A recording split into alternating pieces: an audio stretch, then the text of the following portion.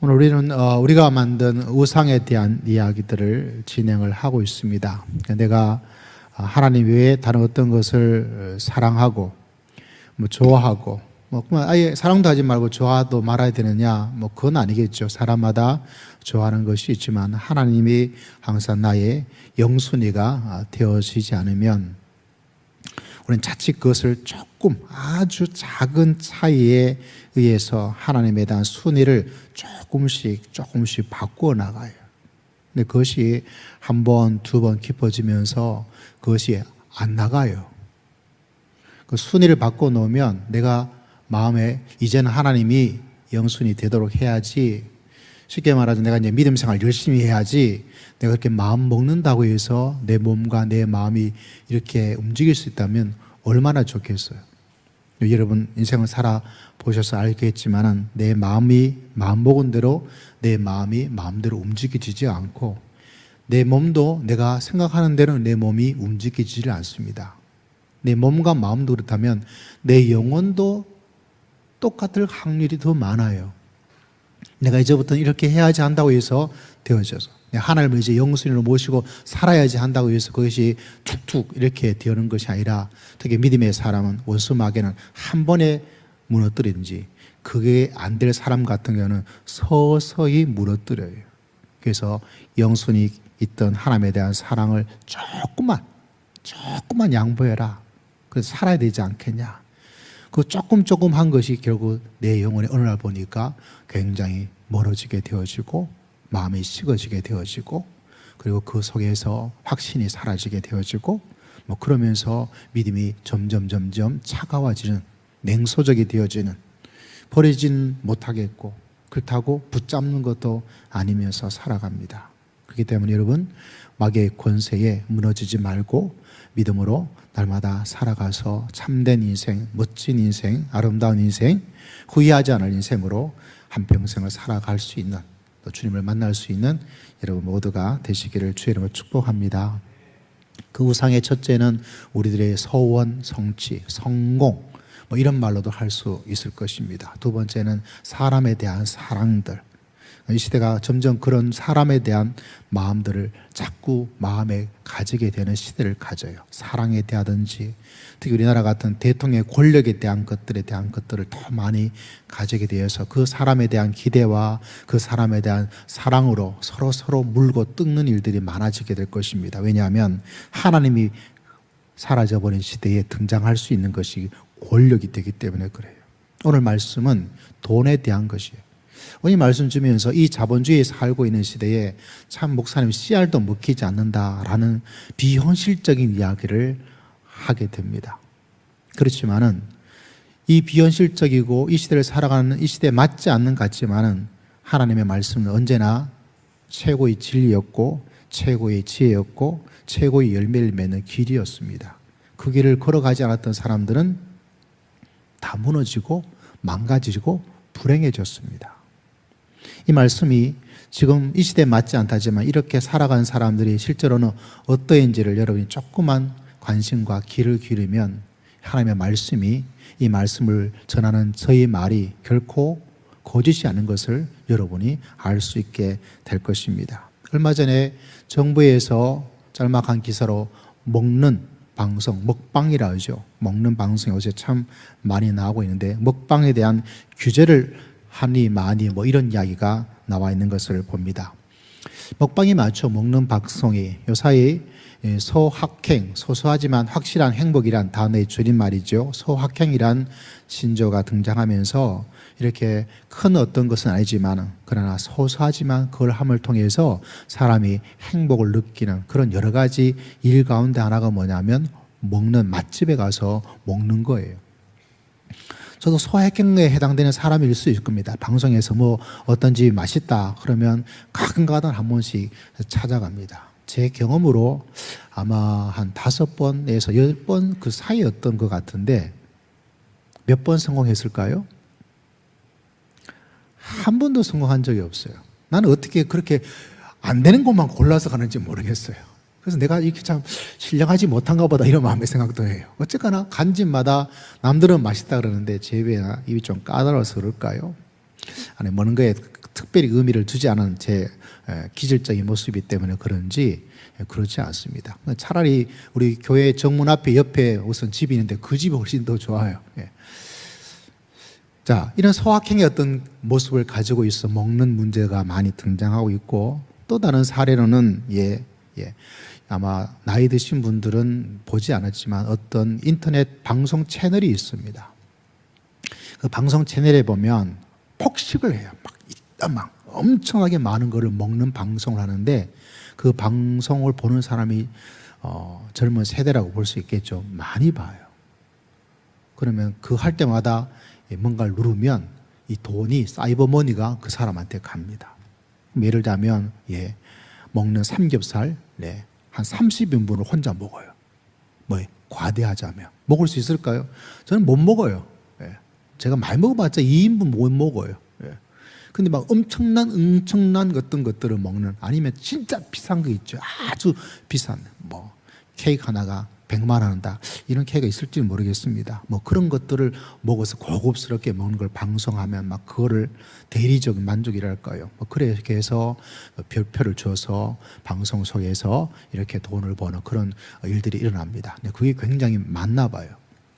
또 세 번째는 요새 여러 방송이 나오죠. 방송에 나와서 맛있게 먹는, 어떤 여자 개그우먼이 먹는 방송에 아주 인기를 많이 끌고 있는데, 그분도 텔레비전을 제가 가끔가다 식사 시간에 보게 되어지면 진짜 말도 재밌게 하면서 먹고 싶은 마음을 불러일으키게 이렇게 먹더라고요. 제가 굳이 그 사람 이름을 대지 않더라도 아마 여러분 누군가 이 이야기는 들어보셨을 것입니다. 그분이 하는 방송에 제가 보지 않았는데, 그 가게 무슨 도로 이렇게 고속도로에 거 가서 먹어봤어요. 다른 집사님이랑. 진짜 먹으니까 맛이 있더라고요. 아마 다른 집도 그렇게 맛이 있지 않겠나. 다시 말하자면 이런 먹는 방송이 많아지어서 그럴까요? 이 나라에서. 왜냐하면 너무 먹는 것 때문에 사람의 건강과 여러 가지가 문제가 되기도 하니까 규제에 대한 이야기가 나와요. 그래서 어떤 신문에, 제가 보는 신문에 그에 대한 이야기가 실렸습니다. 먹는 방송에 대한 규제가, 정부가 규제하는 거, 이거 어떻게 생각하느냐? 여러분 어떻게 생각합니까? 나라에서 먹는 방송까지 규제를 해야 한다. 그렇게 찬성한다는 의견을 제가 이렇게 읽어보지는 못했는데, 그 기사에 더 중요한 것은 반대, 하다못해 사람들이 우리들이 먹는 방송까지 그걸 나라가 한다는 건 지나치지 않았냐. 이거보다 그 칼럼과 그 기사에서 했던 것은, 왜 이 시대의 사람들이 먹는 방송에 그렇게 빠져드는지, 나라가 해야 될 일은 그 일이 아니겠느냐 하면서 사회적 허기짐이 있다는 거죠. 그거를 채우기 위해서 보이는 먹는 것으로 사람이 하고 있는, 그거를 더 연구하고 해서 그걸 방송을 규제할 게 아니라 왜 사람이 그렇게 먹는 거에 열광하고 하는 그 근본적인 원인을 치료하는 것이, 사회적 허기짐을 치료하는 것이 진짜 정부와 국가가 해야 될 것이 아닌가. 그 끝에 짤막한 기사가 나오는 걸 보고 저도 그것에 동감을 했어요. 저는 방송 규제해야 된다, 찬성도 아니고 하지 말아야 된다, 반대도 아니지만은, 사람들이, 이 시대를 살아가는 한국의 사람들이 뭔가가 채워지지 않는 그것이 있기 때문에, 그것으로라도, 먹는 것을 통해서라도, 먹는 것을 보는 것을 통해서라도 뭔가 만족을 얻으려는 그 기본적인 배고픔, 허기짐이 정말 있다라는 것에 공감해요. 그게 뭔지는 정확하게 사람마다 다 다를 수가 있겠죠. 왜 갑자기 이 설교 말씀에 먹는 먹방 규제의 이야기를 하는가? 다른 것이 아니라 배고픔에 대한 거예요. 우리가 단지 먹는 음식의 배고픔 아니라 우리 삶 속에는 허기짐이 있습니다. 영적인 배고픔이 있는 거죠. 그걸 깨닫는 사람이 있고 알지 못하는 사람이 있고, 자기 영적인 배고픔을 알지 못해서 다른 것으로 채워나가려는 사람도 있습니다. 그게 뭐냐? 우상이 되는 거죠. 이 시대의 세 번째 우리들의 우상은 이 자본주의 시대의 돈이에요. 여러분 물어보세요. 돈이 많은 게 좋아요? 돈이 적은 게 좋아요? 많은 게 좋죠. 그럼 더 어렵게 문제 낼 필요 없어요. 교회 헌금이 많은 게 좋아요? 적은 게 좋아요? 당연히 많은 게 좋겠죠. 왜냐하면 이 시대가 자본주의 시대가 되기 때문에 그렇습니다. 여러분 한 달에 돈 1억 벌고 싶나요? 1억 번 적 있으신가요? 없을 거예요. 오늘 점심 먹다가 부동산 하시는 집사님이 요새 강북에 집값이 오르고 조금 오르고 있다는 뉴스를 봐서 그 이야기를 하면서 하니까 그분이 진짜 알겠죠. 한 달에 1억이 올랐대요. 1억은 껌값이라서 놀라지도 않죠. 한 달 전에 몇 억 됐던 집이 1억인데 문제는 집을 팔려고 내놓은 사람이 없다는 거예요. 그러니까 여러분 새로 집을 살려면 그 돈을 모으려면 진짜 힘들어요. 이런 시대에 저희가 살고 있습니다. 흔히 말하자면 돈 있는 사람들이 돈을 더 벌기가 쉬워지는 그런 가운데 있습니다. 제가 오늘 이 설교는 팀 켈러라는 목사님의 책을 기반으로 하고 있습니다. 그분이 자기 이야기를 해요. 미국에서 목회를 하면서 자기가 신앙의 상담을 하고 죄에 대한 이야기를 하면 많은 분들이 와서 상담을 한대요. 목사님, 제가 이런 죄 문제 때문에 어려움을 겪고 있습니다. 제가 이런 죄 때문에 참 고민이 되어집니다. 이렇게 고민을 털어놓은데 이제까지 목회의 수십 년 경험 속에서 한 번도 이런 죄의 문제 때문에 상담을 받은 적이 없다는 거예요. 본인은 목회자로서 이것이 잘못임을 제 모습 가운데 하나임을 알고 있는데, 그리고 그렇게 살고 있는 사람들을 보고 있는데 한 번도 사람들이 찾아와서 목사님, 제가 이런 죄의 문제 때문에 고민을 가지고 있습니다, 이렇게 내놓은 적이 한 번도 없대요. 그 긴 기간 동안 한 번은 있어야 될 거 아니에요. 뭐에 대한 고민과 무엇에 대한 죄의 문제냐면 바로 돈이에요. 돈에 대해서 고민하고 이 돈에 대한 죄에 대한 문제와 연결되어서 상담을 신청한 사람이 한 사람도 없다는 거죠. 다시 말하자면 이 시대가 탐심, 돈에 대한 어떤 것이 우상으로서 많이 사람들의 마음에 가둬져 있고 갇혀져 있고, 심지어 어떤 그것이 우리가 신앙의 길에 죄의 문제와 연결 지어져서 생각하는 사람들이 없다는 것입니다. 그만큼 이 시대가 자본주의 속에서 우리가 돈에 대한 그 문제가 그렇게 많은 부분을 내가 차지하고 있다는 거예요. 돈이 뭐가 된 것이죠? 바로 하나님이 되어 있기 때문에 그래요. 여러분, 아니라고 신앙 안에서 지금 말은 하지만은 진짜 내 마음의 중심에는 뭐가? 돈이 넘버원이에요. 그래서 이 시대를 살아가는 우리들에게 참 안타깝고 또 어려운 문제입니다. 그래서 제가 초반부에 말한 것처럼 오늘 이 말씀이 현실적으로 참 말도 안 되는 이야기를 하고 있다라고 여러분이 생각할 수밖에 없고, 저도 이 시대를 살아가는 사람으로서 참 말도 안 되는 이야기지만 그러나 하나님의 말씀이고, 또한 이것이 가지는 이 시대의 안타까움과 불행의 시작, 파멸이 이곳에 있기 때문에, 이것에 있기 때문에 오늘 말씀을 전하게 됩니다. 자, 우리가 성경 구절 하나를 찾아볼 텐데 골로새서 3장 5절 말씀을 함께 보도록 하겠습니다. 골로새서 3장 5절 말씀 됩니다. 신약 성경 327면에 있습니다. 3장 5절 6절 말씀, 327페이지 골로새서 3장 5절에서부터 6절 같이 읽습니다. 시작. 그러므로 땅에 있는 지체를 죽이라. 곧 음란과 부정과 악한 정이니 탐심이니 탐심은 우상 숭배니라. 이것들로 말미암아 하나님의 진노가 임하느니라. 물론 돈에 대한 단어는 없지만 마지막에 보니까 탐심, 그러니까 음란에 대한 것들은 온 사회와 사람들이 이야기를 해요. 이게 잘못이다 라는 이야기를 다 합니다. 부정, 이것도 동일하게 다 이야기를 해요. 그렇죠? 사욕, 악한 정욕, 이건 다 이용하지만 돈에 대한 마음에 대한 이야기는 사람들이 심각하게 받아들이지 않습니다. 왜냐하면 우리가 이미 하나님같이 돈의 힘에 많은 영향과 지배를 받고 있기 때문에 그래요. 어려움을 겪고 있기 때문에도 그렇습니다. 그래서 더 많은 것들을 가지는 것이 당연시되고 그것이 축복이 될지언정 그 반대의 어떤 것들을 생각할 수 있는 마음의 신앙적 여유가, 신앙적 관찰과 신앙의 아름다운 모델이 없다는 것이 이 시대에 가지는 문제가 되겠죠. 그러나 이 탐심이 결국 무엇을 불러일으킨가요? 6절에 하나님의 진노가 임하고 있다는 거예요. 가장 큰 진노가 무엇인가요?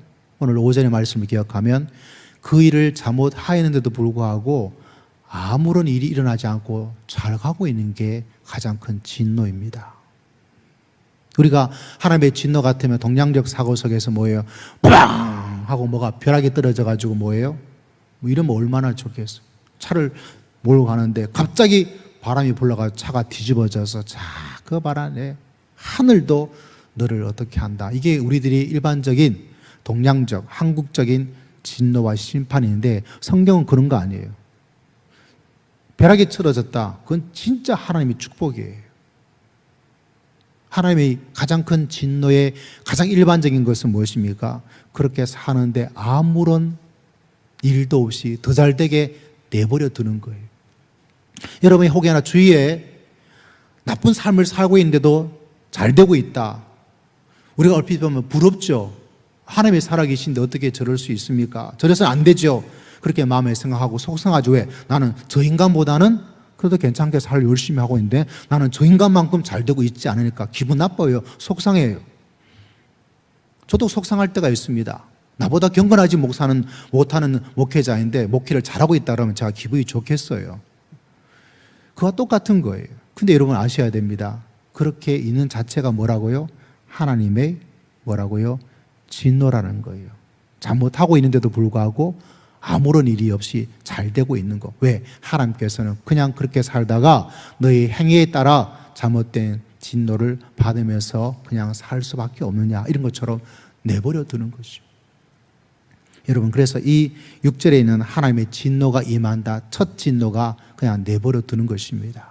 여러분 하나님이 여러분을 사랑하면 여러분이 있는 그대로 두지 않습니다. 뭔가 계속해서 뭔가 마음과 생활 속에서 뭔가가 자꾸 나를 때려요.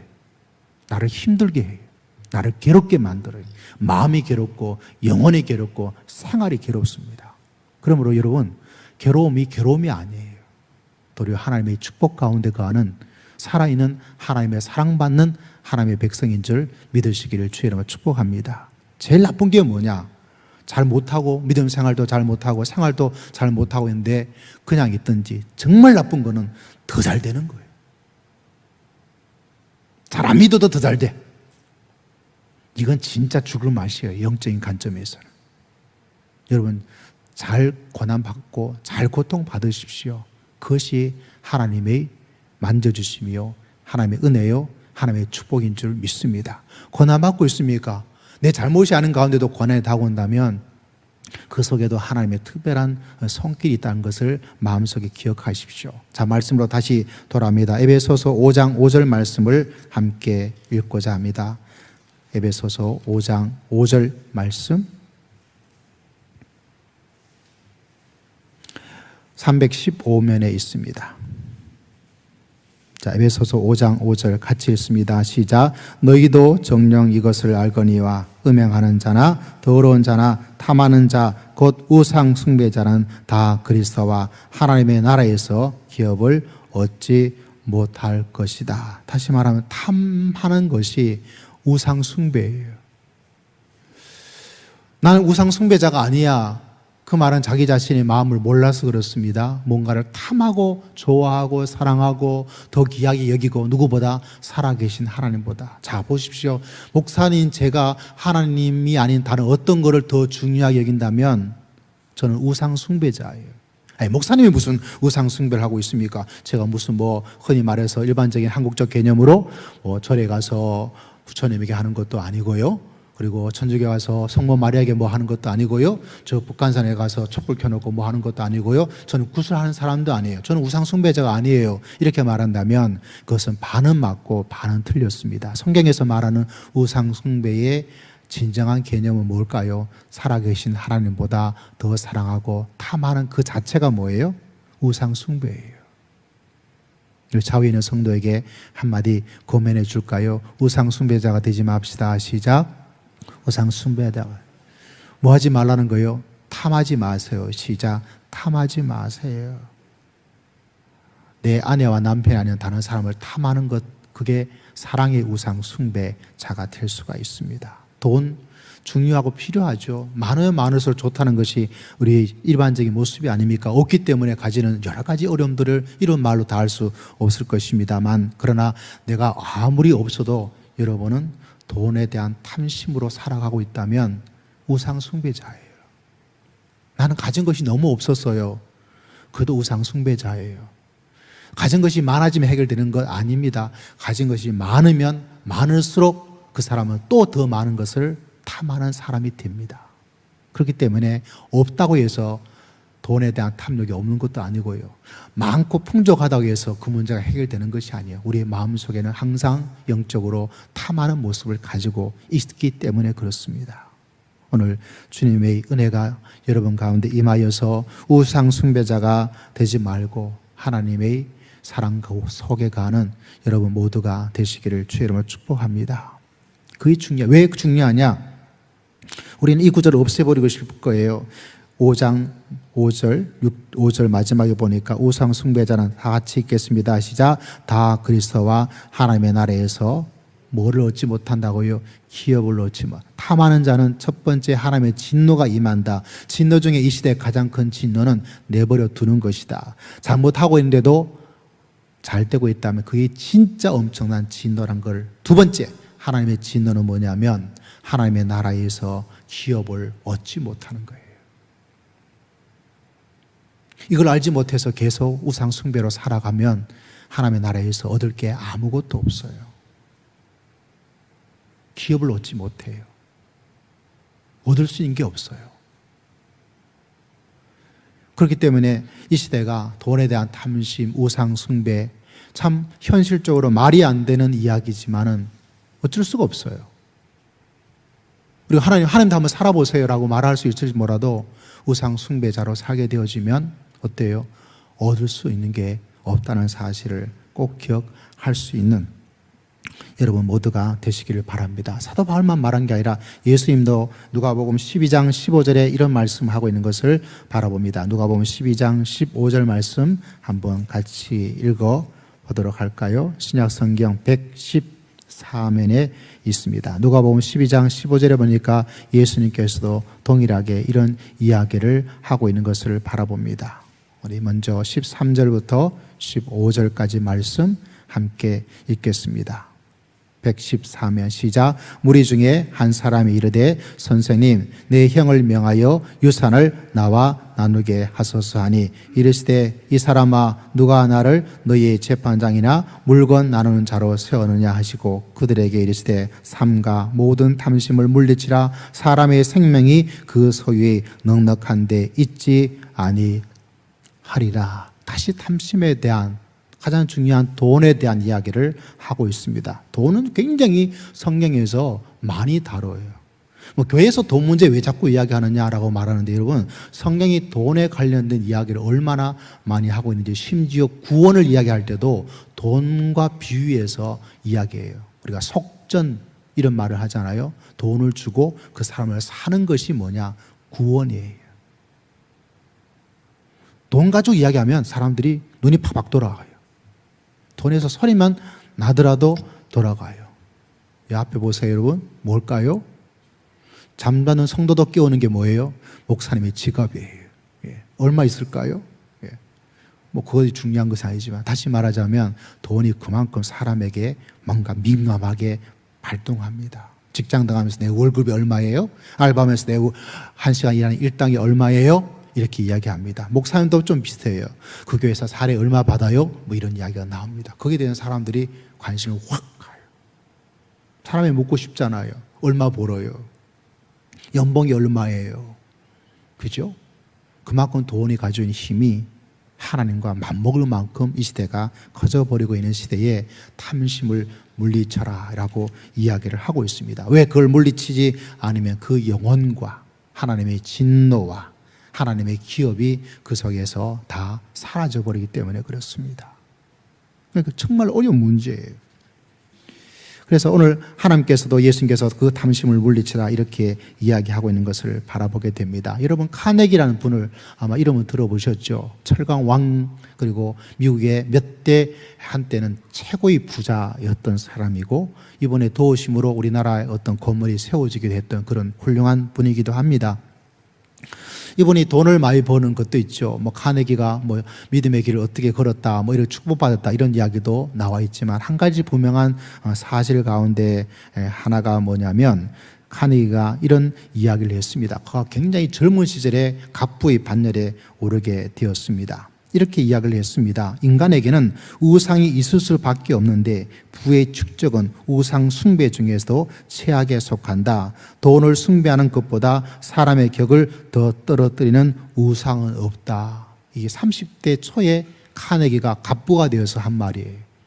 이 세상에 사람의 품격을 떨어뜨릴 수 있는 것, 그것은 뭐냐? 바로 부의 축적이 되어지고 그 돈을 숭배하는 것이 사람에게 우상이 된다라고 날카롭게 이야기를 했습니다.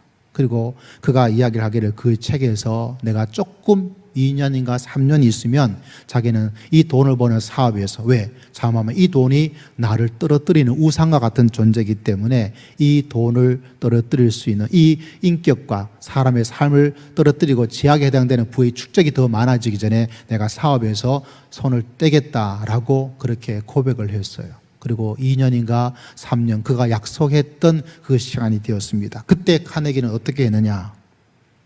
어떻게 했을까요? 사업에서 손 못 떼요. 떼겠다고 했는데 못 떼요. 왜 못 뗐을까요? 그게 바로 돈의 힘이에요. 못 뗍니다. 그의 철강에서 일했던 사람들이 말합니다. 그 당시엔 지금같이 노조가 발달되어 있지 않던 그런 시대다 보니까 그의 말대로 사회 사업을 많이 했어요. 우리나라에도 그런 혜택을 받은 건물도 있고요.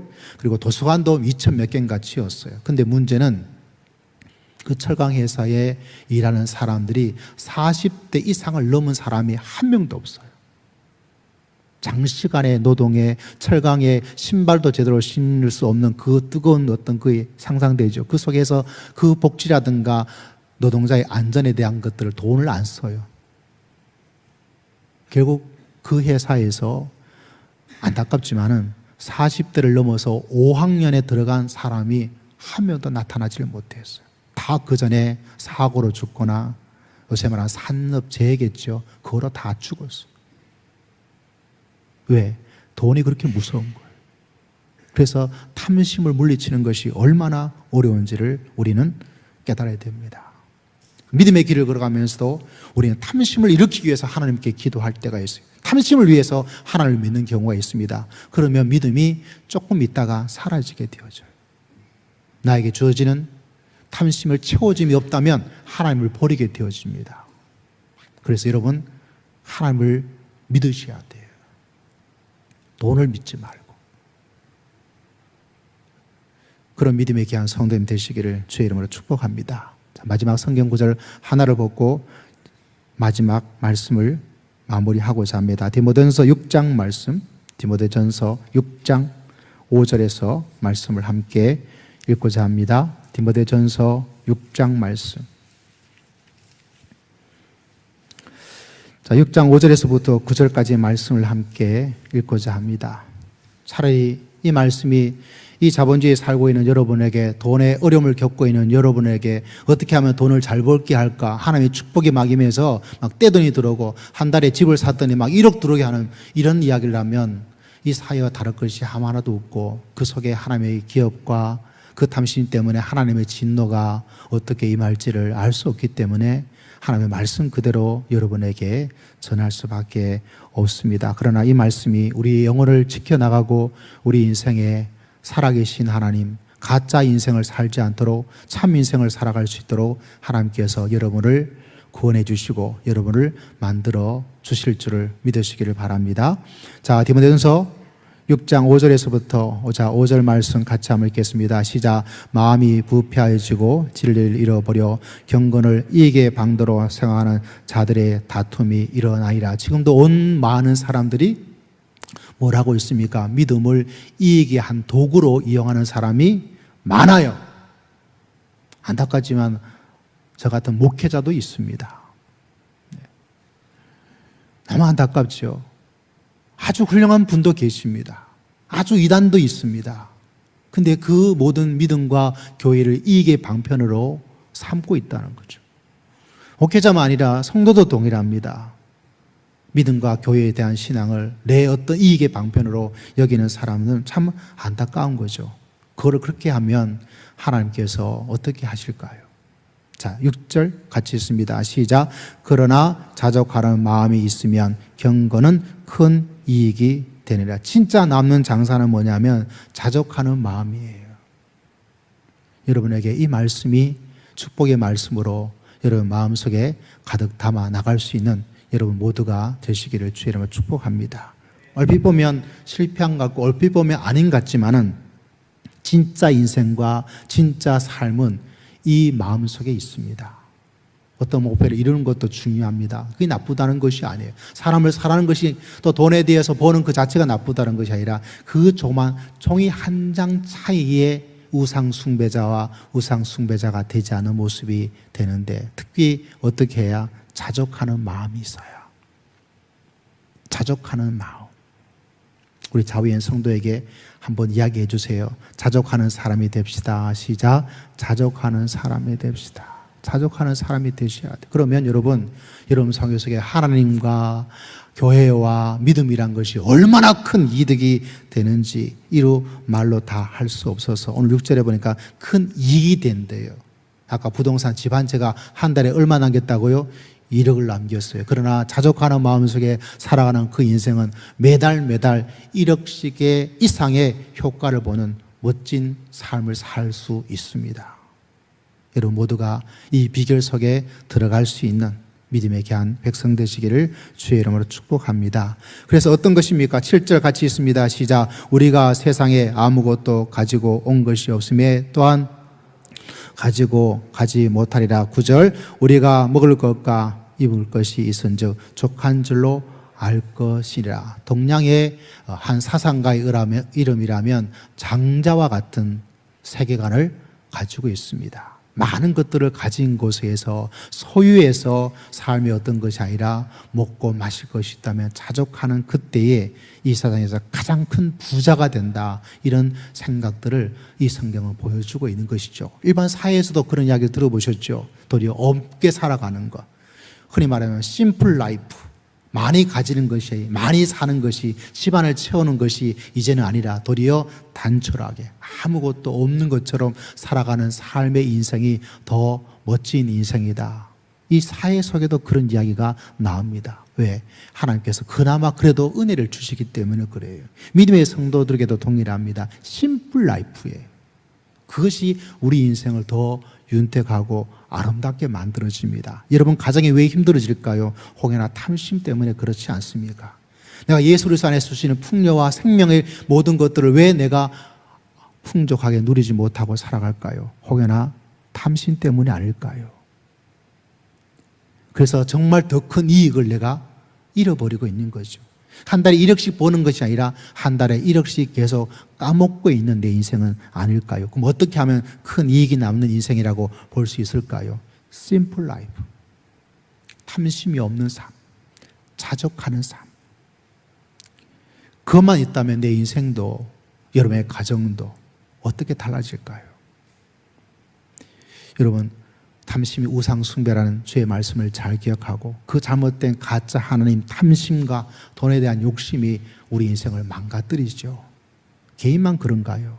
탐심을 가진 많은 이 사회에 흔히 말하는 가지고 있는 사람들, 지도자들이 가지고 있는 권력자들이 얼마나 나라를 무너뜨리고 있습니까? 보이지 않나요?